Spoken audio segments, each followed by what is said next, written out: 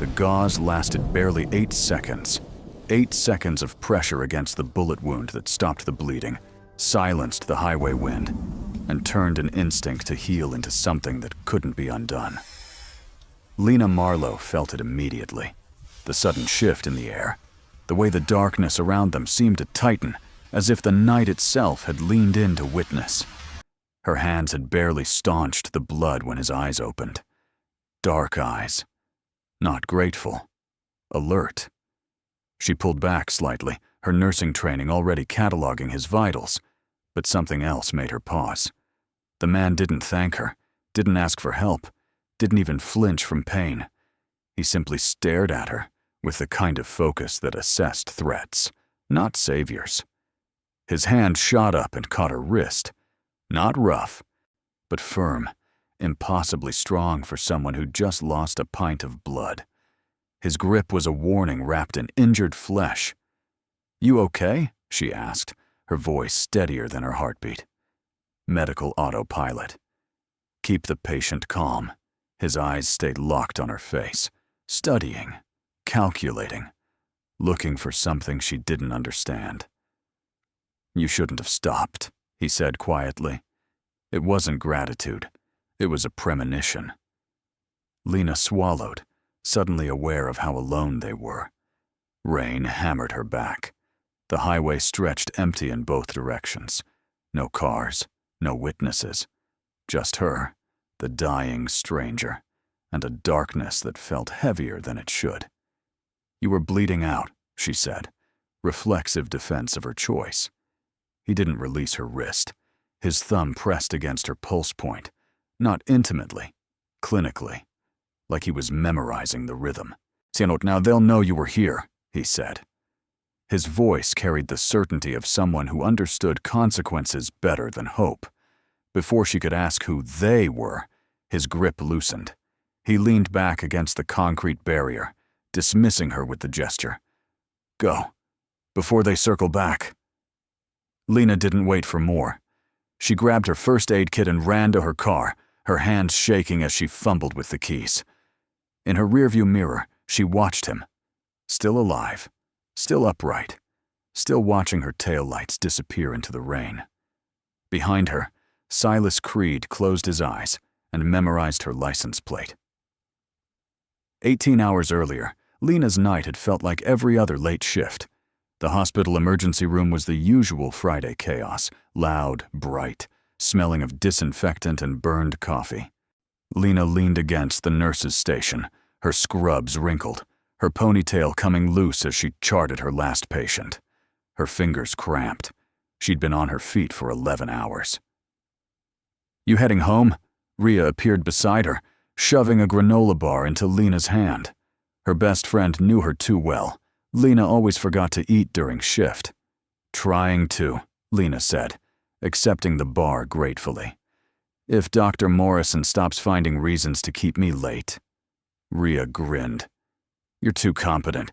It's your fatal flaw." Lena snorted. "Next time, I'll try incompetence. See if that gets me out on time." "Lena!" The charge nurse's voice cut through the din. "We need you in trauma too. MVA coming in, 5 minutes." Rhea's face fell. Or not. Lena sighed, stuffed the granola bar in her pocket, and headed for the trauma bay. This was who she was. The one who stayed, the one who helped, the one who couldn't walk away even when everything in her screamed to go home. 2 hours later, she finally made it to her car. The parking garage was nearly empty, her footsteps echoing off concrete. She was exhausted, running on fumes and muscle memory. The drive home took her along Highway 47, the empty stretch that cut through industrial nothing. No houses, no gas stations, just darkness and the occasional semi. She'd driven it 1,000 times. She almost didn't see him. A shape at the roadside, crumpled against the barrier. At first, she thought it was debris. Then her headlights caught the blood, a pool of it, black and reflective in the rain, spreading from beneath the figure. Lena's foot hit the brake before her brain could argue. Every instinct screamed to keep driving. So this wasn't a hospital. This wasn't safe. This was a deserted highway in the middle of the night, and that was a bleeding stranger who could be dangerous, could be bait, could be anything except her responsibility. But her hands turned the wheel anyway. She pulled onto the shoulder, hazards flashing, and grabbed the first aid kit from her trunk. Rain soaked through her scrubs immediately as she ran to him. Up close, she noticed details that made her pulse spike. The man was big, broad shoulders, muscular frame, expensive dark clothes now ruined with mud and blood. His face was sharp-featured, handsome in a severe way. He wasn't moving. Gunshot wound, left side, still bleeding.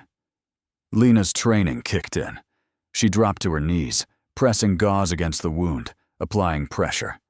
Her hands worked automatically while her mind raced.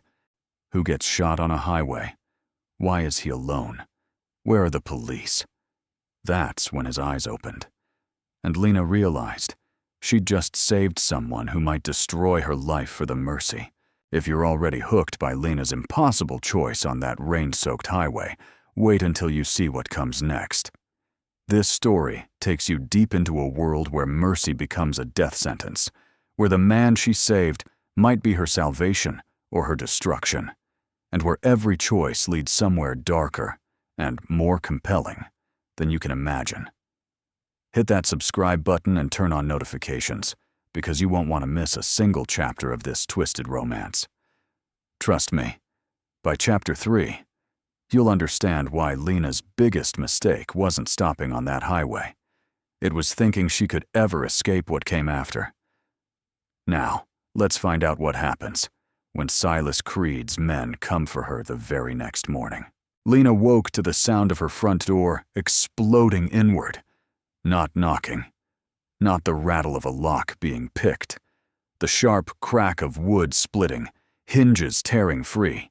The apartment door slamming against her wall hard enough to embed the handle in drywall. She bolted upright, heart already in her throat, sleep vanishing in the spike of adrenaline. For one frozen second, she thought earthquake, break-in, nightmare. Then the footsteps came, heavy, multiple, moving through her apartment with the efficiency of people who'd done this before. Her bedroom door opened before she could scream. 3 men in dark suits filled the doorway. Not police. Police announced themselves. These men simply entered, their eyes scanning the room with the mechanical precision of a threat assessment. The one in front was tall, lean, his face all sharp angles and cold calculation. His suit was expensive. His expression was not. "Lena Marlowe," he said. Not a question. She couldn't breathe, couldn't move. The sheet bunched in her fists, a pathetic shield against whatever was happening. "Get dressed," the man continued, his tone flat. "You're coming with us." "Who?" Her voice cracked. "Who are you?" Colt Varelli. He stepped into her bedroom like he owned it, gesturing toward her closet with the casual authority of someone who didn't expect resistance. "You have 2 minutes. Bring nothing. Your phone stays here." Lena's brain finally caught up to her panic. "I'm not going anywhere. Get out of my apartment before I call—" "You won't." Colt's interruption was matter-of-fact, not threatening. He nodded to one of the men behind him, who held up her phone. They'd already taken it from her nightstand. "The boss wants to see you. That's not a request." The boss. Memory slammed into her. Dark eyes on a rain-soaked highway. Blood under her hands. "You shouldn't have stopped." "The man from last night," she whispered. Colt's expression didn't change, but something flickered in his eyes. Acknowledgement? "Get dressed, Ms. Marlowe. We're leaving in 90 seconds, whether you're ready or not." She dressed in her closet with shaking hands, her mind racing through impossible options. Run. Where? Fight. How? Scream. Who would hear? The men waited in her living room, their presence saturating her small apartment like smoke. When she emerged in jeans and a sweater, Colt gestured toward the ruined doorway. They walked her downstairs. No handcuffs, no weapons visible. But the two men flanking her made it clear this was an escort, not an invitation. The black SUV waiting at the curb had tinted windows and plates she instinctively knew wouldn't trace anywhere real. Colt opened the rear door. Lena hesitated, her last moment of illusion that she had a choice. He could have let you die on that highway when his people came back for cleanup, Colt said quietly. Instead, he spent 18 hours finding you. Get in the car, Ms. Marlowe. You're safer with us than you realize. Lena got in the car.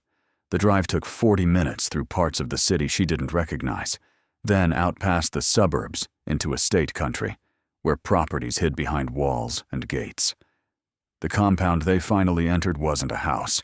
It was a fortress dressed as a mansion. Marble and steel. Cameras everywhere. Men in suits at every corner. They brought her through hallways that smelled of expensive wood and gun oil, past rooms she glimpsed but couldn't process, until Colt stopped before a massive door and knocked once. Enter, came the voice from inside, the same voice from the highway. The room beyond was an office built for intimidation, floor-to-ceiling windows overlooking manicured grounds, dark leather furniture. And behind a desk that could have doubled as a barricade sat the man she'd saved. He looked different without the blood. His dark suit fit perfectly across his broad shoulders. His face was clean-shaven, sharp-featured, handsome in a way that made her think of predators. But his eyes, those same dark, assessing eyes, hadn't changed at all. Silas Creed stood when she entered, to a gesture that might have been courtesy if not for the gun visible in the holster at his side. "Ms. Marlowe," he said. His voice carried the calm of absolute control. "Thank you for coming." "I didn't have a choice," Lena shot back, fear sharpening into anger. "No," Silas agreed. "You didn't. Sit down." She didn't move. "Why am I here?" He studied her for a long moment, the same way he had on the highway, like she was a problem he needed to solve. Then he walked around the desk, closing the distance between them until she had to tilt her head back to meet his eyes. "You saved me," Silas said quietly. "Now, I'll save you." "From what?" His expression didn't change. "From the consequences of your mercy." The room they gave her could have been featured in a luxury hotel magazine. King bed with silk sheets, marble bathroom with a soaking tub, floor-to-ceiling windows overlooking gardens that probably cost more to maintain than her annual salary. Everything expensive, everything beautiful, everything locked. Lena tested the bedroom door first. Unlocked, surprisingly. But the hallway beyond led to a grand staircase, where a man in a dark suit stood at the landing, arms crossed, eyes tracking her movement. She tried the other direction. Another guard. Different face. Same message. The windows didn't open. Decorative, not functional. She pressed her palm against the glass, looking down at the manicured grounds 3 stories below. Even if she broke through, the fall would shatter her legs, and she could see 2 more guards patrolling the perimeter, their routes overlapping with military precision. A gilded cage. That's what this was. She spent the first hour mapping her prison. The mansion sprawled across what must have been 10,000 square feet. She was allowed in her bedroom, the attached bathroom, and a small sitting area at the end of the hall. Everywhere else, a guard materialized to redirect her with polite firmness. "Mr. Creed's orders, ma'am. For your safety." Safety. The word tasted like a lie. By the second hour, Lena's panic had crystallized into cold fury. She tried her door again, walking past the hallway guard with deliberate confidence, as if she belonged here. He followed 3 steps behind, silent as a shadow. She made it to the grand staircase before he cleared his throat. "Ms. Marlowe, please return to your room. I want to speak to Silas." "Mr. Creed is in a meeting." "Then I'll wait." "In your room." She spun to face him. Am I a prisoner or a guest? The guard's expression didn't flicker. He'd probably been asked that question before. You're protected. That's not an answer. It's the only one I have. Lena was about to argue when a voice interrupted from below. Let her through, Kane. She looked down the staircase. A man stood in the foyer, younger than the others, maybe late 20s. He wore jeans and a plain black shirt instead of a suit, his dark hair slightly too long, his posture less rigid. Something about him felt different from the other crew members, less soldier, more human. The guard, Kane, hesitated. Sir, Mr. Creed said, I'll take responsibility. The man climbed the stairs, his movements casual and unthreatening.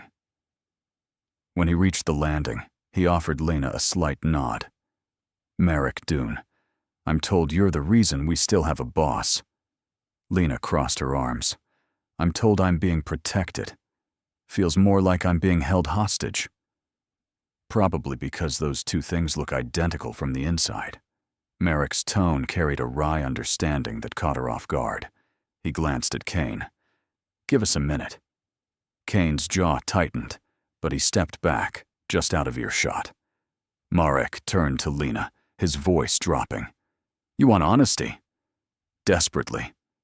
You're both, protected and prisoner. Silas doesn't know which you need to be yet, so you're treated as both until he decides. That's insane. That's survival in his world. Marek leaned against the banister, his expression thoughtful. People who help Silas Creed don't live long. Witnesses from the highway attack? They get eliminated by his enemies to tie up loose ends. Good Samaritans who call ambulances? Tracked down and silenced. You saved his life, which means you're a target. Lena's stomach dropped.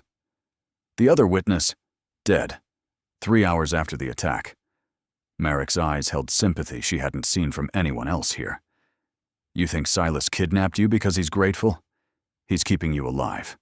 The people who ambushed him won't stop until everyone who saw anything that night is erased. The words settled over her like ice water. So what? I just stay here forever? Until he finds who betrayed him and eliminates the threat. Marek pushed off the banister. Silas is trying to change the pattern. Everyone he's ever cared about ends up dead. He's trying to break that cycle with you. By locking me in a mansion. By keeping you breathing long enough to matter. Marek started down the stairs, then paused. For what it's worth, Ms. Marlowe, I think you're the first person he's wanted to save more than he's wanted to use. That should terrify you, because it means you've already gotten under his skin, and in this world, that's the most dangerous place to be. He disappeared into the foyer, leaving Lena alone with Kane, and the sickening realization that the cage wasn't just for her protection. It was for Silas's peace of mind. Rhea stood in the police station for the third time in 2 days, her phone clutched in her white-knuckled grip, and tried not to scream. Ms. Torres, as I've explained, your friend is an adult. The officer behind the desk looked tired, bored, and thoroughly unmoved by Rhea's panic. She hasn't been missing long enough to warrant immediate action. No signs of foul play at her apartment. Her door was kicked in, Rhea interrupted, her voice climbing. The hinges were ripped out of the frame. The landlord said it looked like forced entry, yes, but there was no blood, no signs of struggle, and nothing was stolen. Could have been a break-in where the perpetrator fled when they realized someone was home. Lena's car is still in the parking garage. Her phone goes straight to voicemail. She didn't show up for her shift at the hospital. Rhea leaned across the desk, desperation bleeding through her control. She would never just disappear. Something happened to her. The officer sighed, making a note on his pad that Rhea suspected was performative. We'll keep the report on file. If she doesn't turn up in another 48 hours, we can escalate. In the meantime, try her friends, family. I am her family, Rhea snapped. She grabbed the missing person flyer she'd printed, Lena's hospital ID photo, her contact information, the last known sighting, and stormed out before she said something that would get her arrested. The parking garage of Lena's apartment building was where she started. Lena's beat-up Honda sat in its usual spot, undisturbed. Rhea checked the doors, locked, peered through the windows, nothing unusual. Just Lena's reusable coffee cup in the holder, her hospital badge clipped to the visor. She'd driven home from her shift, made it to her apartment, then vanished. Rhea pulled up Lena's location history on the Find My Friends app they'd shared for years. The last ping was from 2 nights ago, a straight line along Highway 47 on Lena's route home. Then nothing. Like her phone had been turned off or destroyed. Highway 47. Rhea plugged it into her GPS. The drive took 30 minutes. The stretch of road was exactly as desolate as Rhea had imagined. Industrial wasteland. No houses. Barely any traffic. She drove slowly, scanning the shoulders, looking for anything that might explain why Lena's last location pinged here. Then she saw the police tape. A section of the highway shoulder was cordoned off, the concrete barrier marked with evidence tags. Rhea pulled over, her heart hammering. A news van sat in the distance, a reporter doing a stand-up in front of the scene. Rhea approached on foot, staying out of the reporter's shot. She caught fragments of the broadcast. Body discovered early this morning in the industrial district. Police have identified the victim as Marcus Chen, a delivery driver whose route took him along Highway 47 2 nights ago. Sources say Chen may have witnessed. Rhea's blood went cold. 2 nights ago. Highway 47. Witness. She pulled out her phone, searching news articles with shaking fingers. The story was breaking across local outlets. Marcus Chen, 34, found dead in an apparent execution-style killing. Police investigating possible connection to organized crime. Anyone with information urged to come forward. Lena had driven this route 2 nights ago. Her phone's last ping was here, and now a witness was dead. Rhea stumbled back to her car, her mind racing. If Lena had seen something on this highway, if she'd stopped to help, the way she always did, then she was either dead like Marcus Chen, or she'd been taken by whoever wanted to silence witnesses. The police wouldn't help. They didn't understand the danger. But Rhea did now. She sat in her car, staring at the police tape fluttering in the wind, and made a decision. If the authorities wouldn't find Lena, she would. She'd start with the hospital, retrace every step of Lena's shift, talk to everyone who'd seen her that night. Someone had to know something. She pulled up a private investigator's website on her phone, then hesitated. Pia's cost money she didn't have. But there were other ways to find information. Darker ways. The kind of ways that involved asking questions in places where people knew things the police didn't. Rhea screenshot the news article about Marcus Chen, saved the location pin from Highway 47, and started building a file. Every detail mattered now. Every connection. She would find Lena, even if it meant walking into the same darkness that had swallowed her best friend. Behind her, a black sedan that had been parked 3 cars back pulled onto the highway, following at a careful distance.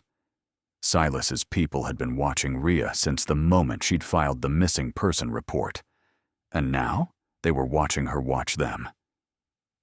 Inside the mansion, Lena sat frozen in front of the television in her sitting area, the news broadcast playing on loop. Marcus Chen's face filled the screen, young, smiling in the photo his family had provided, dead because he'd been in the wrong place at the wrong time, just like her. The remote slipped from her hand. Silas hadn't been lying. The danger was real. The threat was active. And somewhere out there, Rhea was looking for her, completely unaware she was painting a target on her own back. Lena stood, walked to her locked door, and pounded on it until Marek appeared. "I need to see Silas," she said, her voice steady despite the panic clawing at her chest. "Right now." Marek took one look at her face and nodded. "Follow me." Lena found the medical supplies by accident on her 4th day of captivity. She'd been exploring the parts of the mansion she was allowed to access when she noticed a crew member limping through the hallway, his hand pressed against his ribs. The makeshift bandage wrapped around his torso was already spotted with blood. She followed him without thinking, her nursing instincts overriding common sense. He disappeared through a door marked "Private," and when she pushed it open, she found herself in what could only be described as a field hospital. Basic but well-stocked. IV poles, a surgical table, cabinets filled with supplies that belonged in an emergency room, not a mansion. The injured man was attempting to rewrap his bandages one-handed, grimacing with each movement. "You're going to tear your stitches," Lena said from the doorway. He spun, reaching for the gun at his waist, then froze when he recognized her. "You're not supposed to be here." "Neither are you, apparently. Not with an injury like that." She stepped inside, assessing the wound with practiced efficiency. Knife wound, maybe 3 days old, starting to look infected. "I'm fine. You're developing sepsis. Sit down before you pass out and make this harder for both of us." He hesitated, caught between orders and obvious pain. Finally, he sat. Lena washed her hands in the industrial sink, then pulled on gloves from a nearby box. The wound was worse up close, jagged, inflamed, the stitching amateur at best. "Who patched you up?" she asked, cleaning the area with antiseptic. "Kane. He's got field medic training. He missed a piece of debris, that's why it's infected." Lena worked quickly, removing the foreign material, irrigating the wound, applying fresh antibiotics. The man didn't flinch, his jaw tight but his breathing steady. "You need oral antibiotics, too. I'll write down what to get. We have a doctor who comes once a week. You'll be dead by then if this isn't treated now." She finished bandaging him properly, then met his eyes. "I'm Lena. In case you were wondering about the woman Silas is keeping locked upstairs." A ghost of a smile. "Dominic. And you're not locked up anymore if you made it down here." After that, word spread. Crew members started appearing at the medical room with injuries they'd been ignoring. Burns, cuts, a dislocated finger someone had reset wrong. Lena treated them all, falling into the familiar rhythm of triage and care. They didn't trust her, not really, but they needed her. And slowly, not cautiously, they began to talk while she worked. That's how she learned about Colt's extracurricular activities. 2 crew members were in the medical room when it happened, one getting stitches for a laceration, the other waiting his turn. They thought Lena was focused on her work, not listening. "Colt's pushing hard for retaliation," the first one muttered. "Wants to hit the Antonov crew before they make another move." Silas said to wait. "Find the leak first." "Yeah, well, Colt's not waiting. He had us run surveillance on 3 Antonov lieutenants last night. Pulled their locations, their routines. He's building a hit list." Lena's hands didn't pause, but her mind raced. Colt was operating behind Silas's back. That's insubordination. That's survival. Silas is too careful sometimes.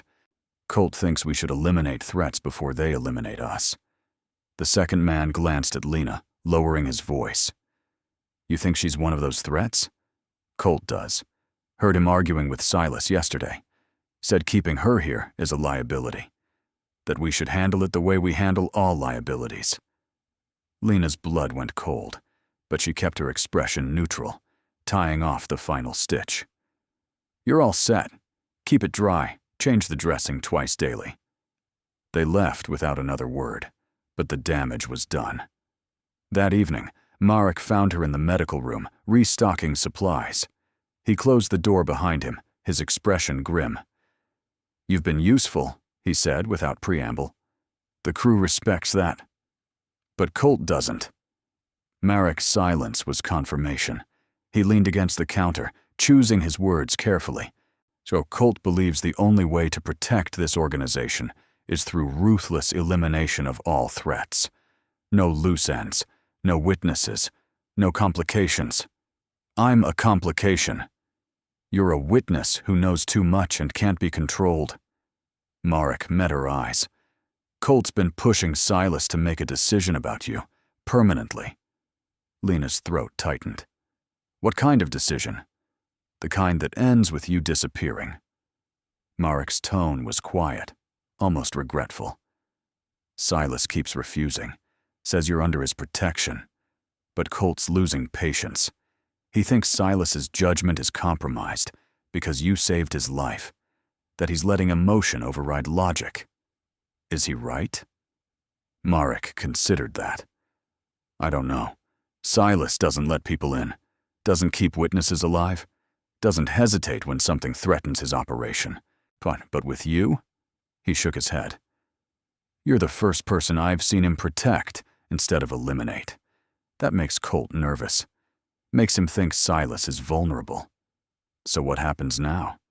Now you watch your back. Because if Colt decides you're too much of a risk, he might handle it himself, with or without Silas's approval. Marek pushed off the counter, heading for the door. He paused, glancing back. For what it's worth, I hope Silas figures out what to do with you before Colt does, because Colt's solution won't involve a medical room and clean bandages. The door closed behind him, leaving Lena alone with the sudden understanding that she wasn't just trapped between Silas's enemies. She was trapped between Silas and his own lieutenant, and only one of them wanted her alive. Rhea arrived at midnight, escorted by Marek and 2 other crew members, who looked apologetic about the whole situation. Lena watched from the 2nd-floor landing as her best friend was led through the front entrance, wild-eyed and furious, shouting questions no one answered. "Lena!" Rhea's voice cracked when she spotted her. "Oh my God! What is this place? Are you okay? Who are these people?" Lena ran down the stairs, pulling Rhea into a fierce embrace. "I'm okay. You're okay. That's what matters." "What matters is that armed men just grabbed me off the street and saved your life," Lena interrupted quietly. "You were being followed, Rhea, by people who would have done much worse than bring you here." Rhea pulled back, searching Lena's face. "What are you talking about? What have you gotten into?" Before Lena could answer, Silas appeared from the hallway, his presence commanding immediate attention. Rhea instinctively moved behind Lena, her breath quickening. "Ms. Torres," Silas said calmly, "welcome. You'll be staying here temporarily for your own protection. Marek will show you to your room." "Like hell I will," Rhea shot back. "I'm not staying anywhere until someone explains." "Rhea." Lena gripped her friend's shoulders. "Please. Trust me. I'll explain everything. But right now, you need to go with Marek. You're safe here."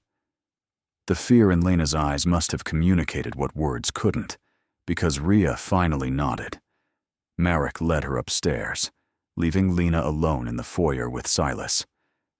"Thank you," Lena said quietly. "Don't thank me yet. Your friend's presence creates complications." Silas gestured toward his office. "Chum, we need to talk." The office felt different at night, shadows pooling in corners the overhead lights couldn't quite reach. Silas poured 2 glasses of whiskey, offering her one. Lena took it, but didn't drink. "I want to make a deal," she said before he could speak. Silas leaned against his desk, studying her. "I'm listening. I'll stop fighting this. Stop looking for ways to escape. Stop treating every moment here like a prison sentence. I'll cooperate fully." Lena met his eyes. "In exchange, you protect Rhea. Really protect her. Not just from your enemies, but from Colt, from anyone in your organization who might see her as expendable. That's not a small ask. Neither is what you want from me." Silas took a slow sip of his whiskey. "And what do you think I want from you, Ms. Marlowe?" "Compliance. Silence. Maybe gratitude." Lena set her untouched glass on the desk. "But I think there's something else, something you haven't said. Which is, you want me to trust you." The words hung between them. You want me to believe that keeping me here isn't just about eliminating a liability.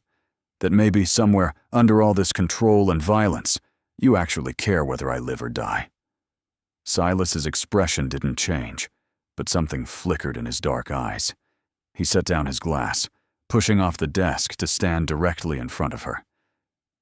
You're perceptive, he said quietly. Dangerous quality in my world. So is mercy. Yet you showed it to me. Did I? His voice carried a bitter edge. Or did I just trap you in a different kind of death? Lena's breath caught at the raw honesty in his tone.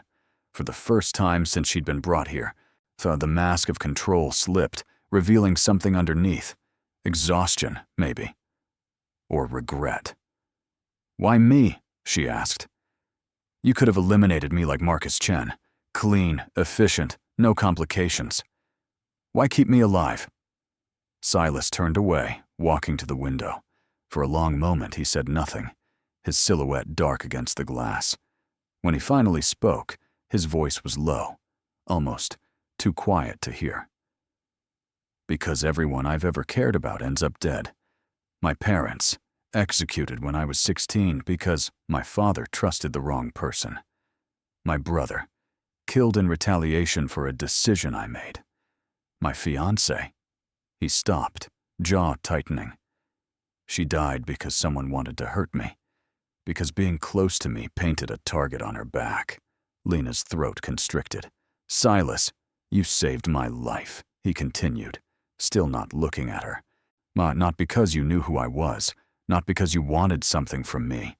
You stopped because someone was dying and you couldn't walk away. That kind of instinct doesn't exist in my world. That kind of person doesn't survive contact with people like me. He finally turned, and the vulnerability in his expression nearly broke her. So yes, I want your trust. Because maybe if you trust me, if you choose to stay instead of being forced, it means I haven't destroyed the one good thing that's touched my life in a decade. The confession settled over the room like a physical weight. Lena saw him clearly now. Not the Mafia boss, not the captor, but the man buried underneath. The one carrying scars that went deeper than bullets. She crossed the space between them, stopping close enough to see the exhaustion etched around his eyes. You want me to trust you? Then tell me the truth. Not the sanitized version. The real one. Silas held her gaze for a long moment, then unbuttoned his shirt cuff and rolled up his sleeve. His forearm was marked with scars. Knife wounds, burns, the puckered remnants of old bullet holes. He did the same with his other sleeve, revealing more damage. This is what power costs, he said quietly. Every scar is a betrayal, a lesson, a reminder that trust is a luxury I can't afford. My father trusted his lieutenant. That lieutenant sold him to rivals. My brother trusted me to keep him safe. I failed. My fiancée trusted that I could protect her. She was wrong. He met Lena's eyes. So when I tell you that keeping you here is the only way to keep you alive, I'm not speaking theoretically. I'm speaking from experience measured in graves. Lena reached out slowly, her fingers hovering over the worst of the scars, a burn mark that wrapped around his wrist like a bracelet. How old were you? 17, 3 months after my father died. Someone wanted to send a message about what happens to children who inherit empires they can't control. His voice was steady, but his eyes held a darkness that spoke of pain he'd never fully escaped. I learned to control it, but the cost of that lesson never goes away. Lena's hand settled gently on his scarred wrist. Not pity, not fear, just acknowledgement of the violence that had shaped him. I'll trust you, she said quietly. Not because you demand it, because you showed me the man underneath the monster everyone else sees. Silas's hand covered hers, his grip careful, controlled. That man died a long time ago, Lena. Maybe, she allowed. Or maybe he's just been waiting for someone to see him again. For the first time since she'd known him, Silas smiled, It was small, weary, touched with something that looked almost like hope. "You're the first person in 10 years to call me by my first name without being ordered to," he said. "Get used to it." Lena squeezed his wrist once, then stepped back. "If we're doing this, if I'm staying, if I'm trusting you, then we do it as equals. Not captor and prisoner. Not boss and witness. Equals." Colt will lose his mind. Good. He needs the practice. That earned her a genuine laugh, short but real. Silas rebuttoned his cuffs, the vulnerability receding behind his usual control, but not disappearing entirely. "Your friend stays under the same protection as you," he said. "If anyone touches her, they answer to me." "Thank you." "Don't thank me yet. The traitor is still out there. Until we find them, this compound is the only safe place you have. And safety here comes with its own price." "Which is?" Silas met her eyes, his expression serious once more. "You might discover you belong in this world more than you want to admit." Lena didn't understand why Silas insisted she come along until they were already in the SUV. Colt driving, Merrick in the passenger seat, and Silas beside her in the back. "Routine shipment verification," Silas explained, his tone suggesting this was perfectly normal. "I need to confirm inventory personally, and I'm not leaving you unguarded at the compound while half my crew is off-site." "You could leave me with guards," Lena pointed out. "I don't trust anyone right now except the people in this vehicle." His hand rested near the gun holstered at his side. "Until we identify the leak, you stay where I can see you." The warehouse district was exactly as desolate as Lena had imagined. Abandoned buildings, broken streetlights, the kind of place where screams wouldn't carry. Their convoy consisted of 3 vehicles, 12 men total, so converging on a loading dock where a semi-truck waited with its cargo doors open. Lena stayed in the SUV as instructed, watching through tinted windows as Silas's crew began the verification process. Crates were opened, contents checked against manifests, the operation running with military precision. Silas stood at the center, his presence commanding even from a distance. Marek hung back near the perimeter, speaking quietly into his phone. Nothing unusual about that. He was always coordinating something. But something about his posture caught Lena's attention. The way he turned away from the crew, the way his free hand moved in small, deliberate gestures. Signaling. Lena's breath caught. She leaned forward, watching more carefully. Marek's hand moved again, 3 fingers, then 2, pointing toward where Silas stood. Not random movements. Intentional communication. She was reaching for the door handle to warn Silas when the first gunshot cracked through the night. The loading dock erupted into chaos. Muzzle flashes lit the darkness as attackers poured from the abandoned building adjacent to the warehouse, automatic weapons spitting fire.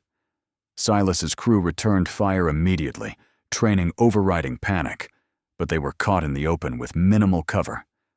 Colt threw the SUV into reverse, tires screaming, but another vehicle blocked their exit. Black, unmarked, men spilling out with weapons raised. They were boxed in. "Stay down!"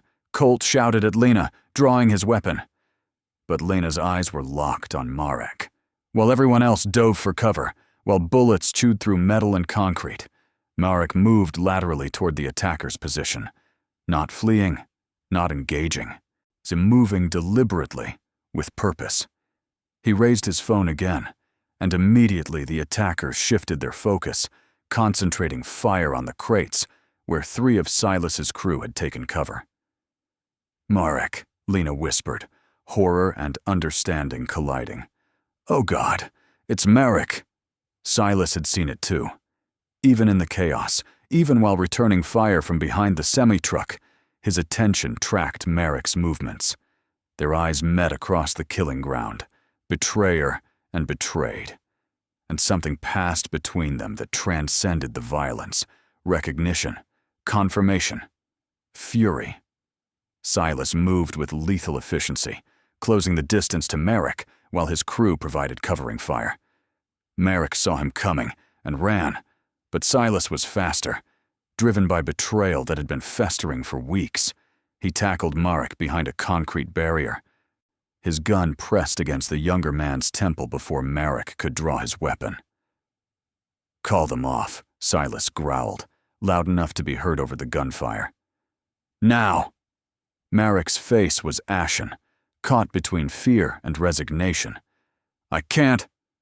"Call them off or I paint this concrete with your brain." Marek grabbed his phone with shaking hands, shouting into it. "Cease fire! Abort! Abort operation!" The attackers hesitated, their discipline faltering. In that moment of confusion, Colt and the remaining crew capitalized, their return fire suddenly coordinated and devastating. 2 attackers went down, then 3. The rest retreated to their vehicles, tires squealing as they fled into the night. Silence fell over the warehouse district, broken only by labored breathing and the distant wail of sirens someone had finally called. Colt appeared beside Silas, his weapon trained on Marek. "Let me handle this." "No." Silas hauled Marek to his feet, still holding the gun to his head. "We're taking him back. I want answers before he dies." "Silas," Marek started. "Shut up!" The words were quiet, venom-laced. "You don't get to speak, not yet." They dragged Marek to the SUV. Lena pressed herself against the far door as they shoved him into the back seat. Silas beside him, gun never wavering. Colt drove in silence, his jaw clenched so tight Lena thought his teeth might crack. The ride back to the compound felt eternal. Marek kept his eyes down, his breathing ragged. Silas stared at him with an intensity that would have been terrifying if Lena hadn't seen the betrayal underneath, the hurt of someone who'd trusted and been destroyed for it. They brought Marek to the basement. Lena followed, unable to look away, her nurse's instinct warring with the knowledge that she was about to witness something she couldn't forget. The room was concrete and bare, except for a single chair bolted to the floor. They secured Marek to it, his hands bound behind him. Blood from a graze wound on his shoulder stained his shirt, but no one moved to treat it. Colt paced like a caged animal. "Let me end this now. He's a traitor. There's nothing more to know. There's everything to know." Silas crouched in front of Marek, forcing eye contact. "How long?" Marek swallowed hard. 6 months. The number hit like a physical blow. 6 months of feeding information to enemies. 6 months of orchestrating vulnerabilities. 6 months of pretending loyalty while planning destruction. "The highway ambush," Silas said, so his voice dangerously calm. "That was you." "Yes." "Marcus Chen's death." "Yes." "The attacks on my supply lines. The leak about tonight's shipment." "Yes." Marek's voice broke. "All of it. I'm sorry." "Sorry?" Colt grabbed Marek by the throat, slamming his head back against the chair. "You're sorry? 3 of our crew died tonight because of you." "Colt!" Silas's command cut through the rage. "Let him talk." Colt released Marek but didn't step back, his fists clenched. Silas stood, circling the chair slowly. "Why? I brought you in when you had nothing. Gave you purpose, money, protection. Why betray that?" Marek's laugh was bitter, broken. "Because it never ends, Silas. The violence, the retaliation, the escalation. I watched you build this empire on bodies. I watched you become the thing you swore you'd never be after your father died." He met Silas's eyes, defiance mixing with desperation. "I thought if I helped the Antonov crew take you down, the cycle would stop. No more Creed Empire, no more territory wars, no more me," Silas finished quietly. "You were supposed to die on that highway." Marek's voice dropped to a whisper. "Clean. Quick. Over." Then she stopped. His eyes found Lena, standing frozen in the doorway. "You stopped and saved him, And everything went wrong. The plan fell apart. I had to improvise, had to keep feeding information, hoping the next attempt would work. Lena's stomach churned. You wanted me dead, too. I wanted you gone before you complicated things more. Marek's expression held genuine regret. You weren't supposed to matter, but Silas made you matter, brought you here, protected you, changed his entire security protocol because of you. You became a variable I couldn't predict. So you tried to have us both killed tonight, Silas said. I tried to end this. Marek's voice rose, desperate now. Don't you see? Every day you're alive, more people die, more families destroyed, more blood. I thought if I could stop you, I could stop all of it. Silas was quiet for a long moment. When he finally spoke, his voice carried a weariness Lena had never heard before. You think you're the hero of this story, Marek, the one who makes the hard choice to end the cycle of violence. He leaned down, his face inches from Marek's. But you didn't end violence. You just added your own to the pile. Those 3 crew members who died tonight? They had families. Marcus Chen, he was innocent. How many innocent people did you help murder while convincing yourself you were saving the world? Marek had no answer. Colt pulled his weapon, pressing it against Marek's temple. Enough talking. Let me finish this. Silas held up a hand, stopping him. He looked at Lena. You wanted to see the man underneath the monster. This is him. The one who has to decide what justice looks like when mercy is a luxury he can't afford. He turned back to Marek. You have 10 seconds to tell me everything. Every contact in the Antonov crew, every piece of information you leaked, every operation you compromised. 10 seconds. Or Colt gets what he wants. Marek talked. Names, locations, communication methods. The entire structure of his betrayal spilled out in a desperate torrent. When he finished, Silas straightened, his expression unreadable. He looked at Colt, then at Lena, then back at the man who'd destroyed his trust. Take him to holding, Silas said quietly. I'll decide his fate in the morning. Silas, Colt started. In the morning? The finality in his tone left no room for argument. They left Marek in the basement, locked and guarded. As they climbed the stairs, Lena realized she was shaking. Silas noticed.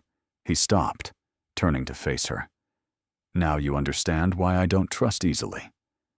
Now I understand why you're still alive, Lena replied quietly. Because the people who trust too much don't survive in your world. No, Silas agreed. They don't. The attack came at dawn, when the compound was at its most vulnerable.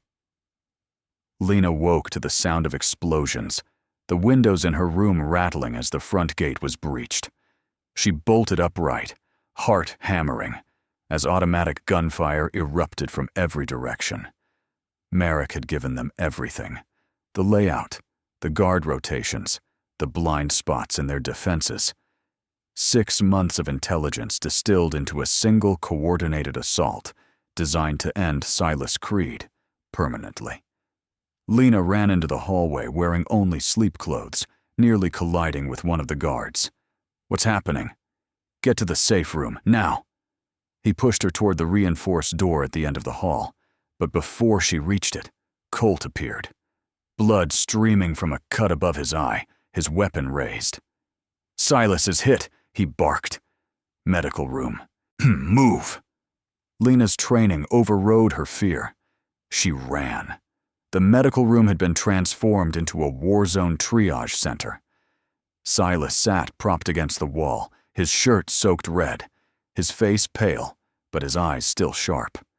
The bullet had caught him in the shoulder, high enough to avoid the lung, but close enough to the subclavian artery to be life-threatening. Pressure, Lena ordered, dropping to her knees beside him. Her hands found the wound automatically, assessing damage through touch and training. How long ago? 3 minutes, Silas gritted out. They came through the east wall, at least 20 men, Antonov crew. Stop talking. Lena grabbed supplies, her movements efficient despite the chaos. Gunfire echoed through the building, punctuated by shouted orders and the crash of breaking glass. She cut away his shirt, exposing the wound. Entry, no exit. The bullet was still inside. Colt appeared in the doorway, firing 3 rounds down the hallway before ducking back. They're pushing toward the main house.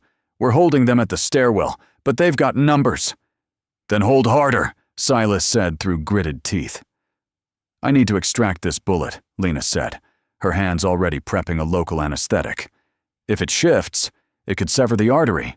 You'll bleed out in minutes. Do it fast. She worked with the focus of someone who'd performed this procedure 100 times, blocking out the violence, the fear, everything except the task. The bullet came free with a wet sound, and Lena immediately packed the wound, applying pressure while she sutured deeper tissue layers. Where's Rhea? She asked suddenly, the thought hitting her like ice water. When Colt's expression darkened. They took her. Lena's hands froze. What? Grabbed her from her room in the initial breach. She's bait. They're using her to draw us out, divide our defense.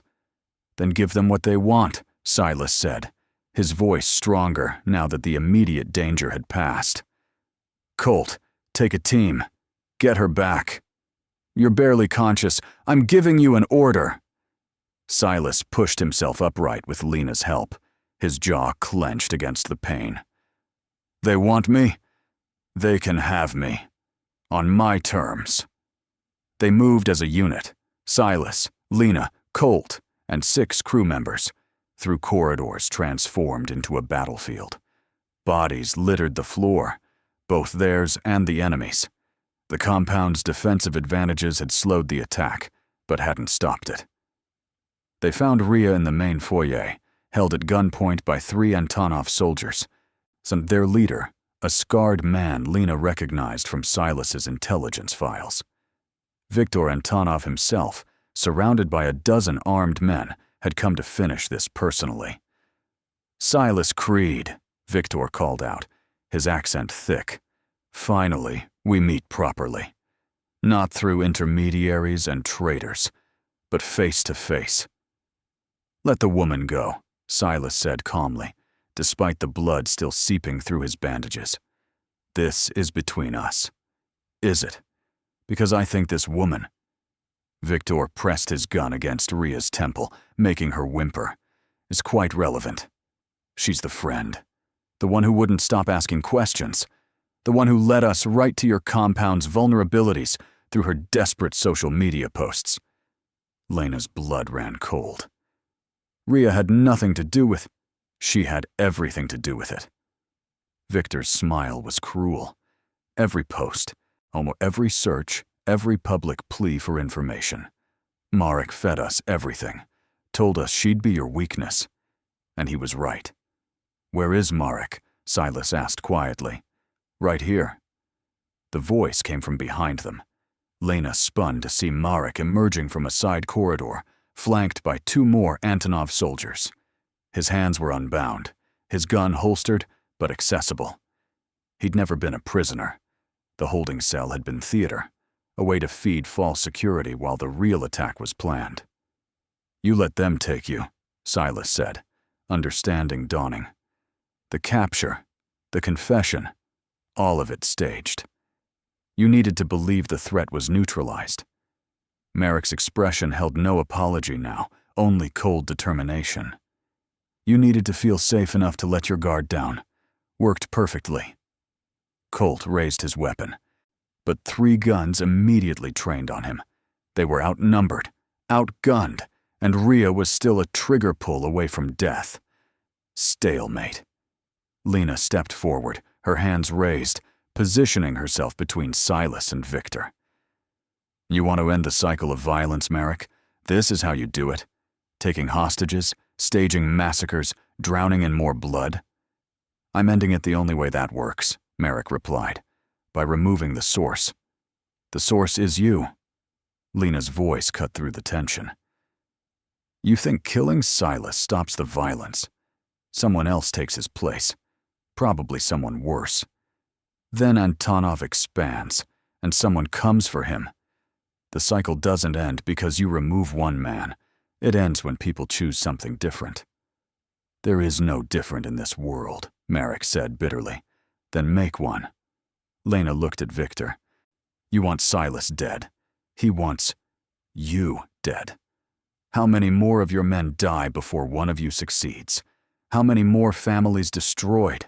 How many more people like Marcus Chen caught in the crossfire? Victor's expression didn't soften, but something shifted in his eyes. Calculation replacing rage. You think I want peace with Creed? I think you want to survive. And this, Lena gestured at the carnage around them, is unsustainable for both of you. Lena, Silas warned quietly. She ignored him. Let Rhea go. Take me instead. I'm the one who saved Silas, the one who disrupted Marek's original plan. I'm worth more as leverage. No, Silas and Rhea said simultaneously. Victor studied Lena with cold assessment.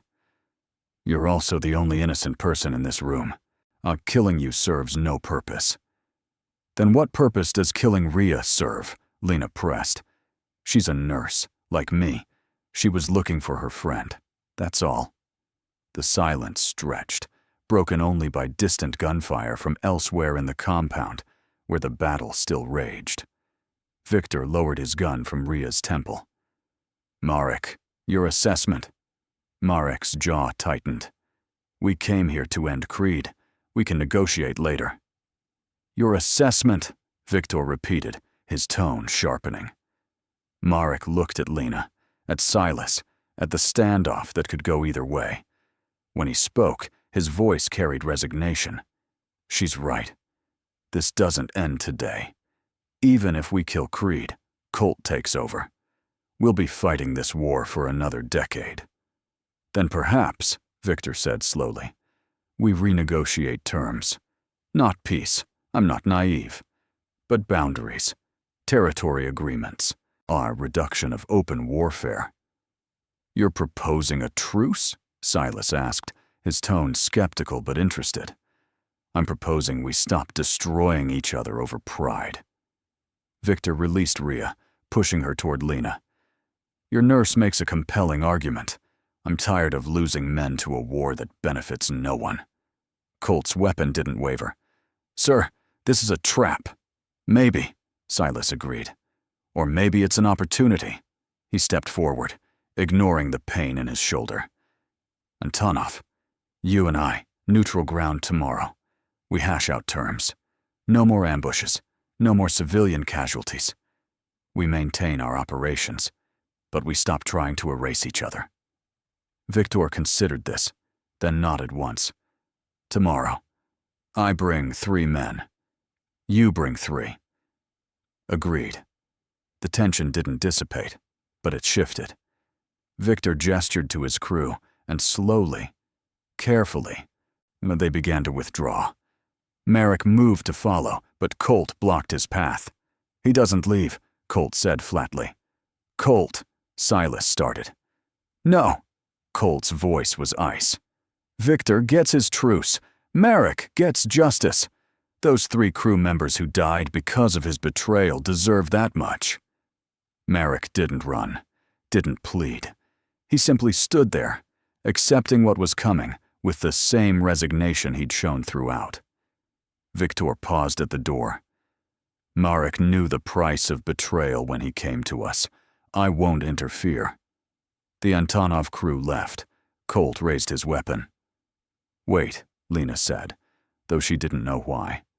Marek had orchestrated death, had used her compassion as a weapon, had nearly gotten them all killed. But some part of her, the part that had stopped on the highway, the part that healed instead of harmed, couldn't watch an execution without trying one last time. Marek, you wanted to end the cycle. You can still choose differently. Testify against the contacts you had in the Antonov crew. Help solidify this truce. Be part of building something new instead of just destroying what exists. Marek's smile was sad, understanding. You really believe people can change, don't you? I have to. Then believe this. Some people are too broken to be fixed. Some sins can't be redeemed. He looked at Silas. I'm sorry. For what it's worth, I genuinely thought I was doing the right thing. I know, Silas said quietly. That's what makes it worse. Marek closed his eyes. Colt pulled the trigger. The sound echoed through the foyer, final and absolute. Marek crumpled, and Lena turned away, so pulling Rhea close as her friend sobbed against her shoulder. It's over, Lena whispered. You're safe now. The compound took hours to secure. Bodies were removed, damage assessed, wounded crew members treated in the medical room where Lena worked until her hands ached. Rhea helped, her nursing training overriding trauma, both women falling into the rhythm of triage and care. By sunset, the immediate crisis had passed. The dead were counted. 8 of Silas's crew, 14 Antonov soldiers. Too many. Far too many. Lena found Silas in his office, his shoulder properly bandaged now, staring out the window at the compound he'd nearly lost. You should rest, she said from the doorway. I will. Eventually. He turned to face her. You negotiated a truce, saved your friend.